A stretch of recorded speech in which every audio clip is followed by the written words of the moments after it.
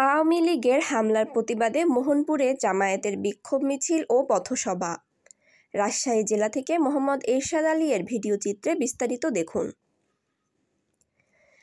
গোপালগঞ্জে এনসিপির জনসভায় এনসিপির কেন্দ্রীয় নেতাকর্মীদের উপর 2 দিন আগে উদ্দেশ্যমূলক ও ষড়যন্ত্রমূলকভাবে আওয়ামী লীগের দোসর ও দাপটধারীদের সাবেক নেতাকর্মীরা যে হামলা চালিয়েছেন তার প্রতিবাদে আজ বিকাল 5টার সময় রাজশাহী জেলাধীন মোহনপুর উপজেলার বাংলাদেশ জামায়াত ইসলামীর পক্ষ থেকে ঐতিহ্যবাহী কেশরহাটে বিক্ষোভ মিছিল ও পথসভার আয়োজন করেন।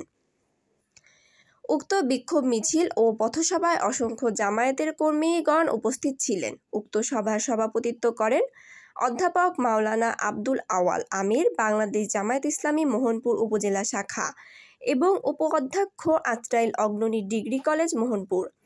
আরও উপস্থিত ছিলেন জামায়াতের রাজশাহী জেলার নায়েবে আমির মাওলানা আব্দুল খালেক, জামায়াত নেতা মাওলানা ইসমাইল আলম আল হাসানি, মাওলানা আবুল কালাম আজাদ সহ স্থানীয় আরও অনেক জামায়াতের নেতাকর্মীগণ। জামায়াতের নেতারা আওয়ামী লীগের দোসর ও দাপটধারী সাবেক নেতাকর্মীদের কর্তৃক গত 2 দিন আগে গোপালগঞ্জে এনসিপির কেন্দ্রীয় নেতা কর্মীদের ওপর যে হামলা করা হয় তার তীব্র নিন্দা ও কঠোর প্রতিবাদ জানান। জামায়াত নেতারা আওয়ামী লীগের সাবধান হতে বলেন।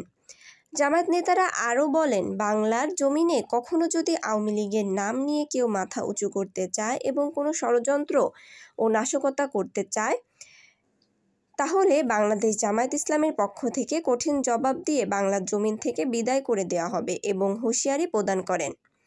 জামায়াত নেতাকর্মীগণ গোপালগঞ্জে হামলাকারীদের দ্রুত বিচার করার জন্য গোপালগঞ্জ প্রশাসনের জরুরি হস্তক্ষেপ কামনা করেন। বাংলাদেশ জামায়াত ইসলামী বাংলাদেশ জনগণকে যে সাথে নিয়ে সকল অধিকার নিশ্চিত করার দৃঢ় প্রত্যয় ব্যক্তব্য করেন। যিনি শয়তান একজন রাজশাহীর কুখ্যাত সাবেক এডিসি দাঁড়িয়েছিলেন, উনি হলেন রুহুল আমিন। এডিসি রুহুল আমিন শুধু গোপালগঞ্জ নয়, তাদের বাদ করে দিতে হবে। সংগ্রামিত তৌহিদ জনতা, আপনারা লক্ষ্য করেছেন গোটা দেশে গতকালকে যখন মুসলিমদের দেশ, এই দেশ 18 কোটি মুসলমানের দেশ, এই দেশ কোন গাঁজাখোর, কোন সন্ত্রাসী, কোন আওয়ামী পেতাদের দেশ হতে পারে না। আমরা সাফ ঘোষণা দিতে চাই, আমির জনগণের 17 জনকে শুধু ক্ষমা নয়, তাদেরকে খেজুরের গাছের সাথে লটকে চাম করার চেষ্টা করেন। খেজুর গাছে বিশ্বনবী যেমন লটকে চামড়া খুলে নিয়েছিল, জামাত শিবির কর্মীরা তারও সহযোগিতা নয়, আল্লাহ সহযোগিতা নিয়ে এই কাজটি করবেন ইনশাআল্লাহ।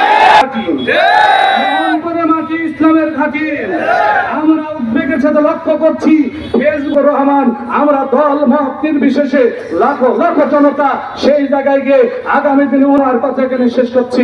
আসসালামু আলাইকুম ওয়া রাহমাতুল্লাহি ওয়া বারাকাতুহু। সংগঠন সেক্রেটারি আছেন, তারা চলে যাবেন এবং কর্মপরিষদ সদস্য যাবেন। সম্মানিত কর্মপরিষদ এবং সকল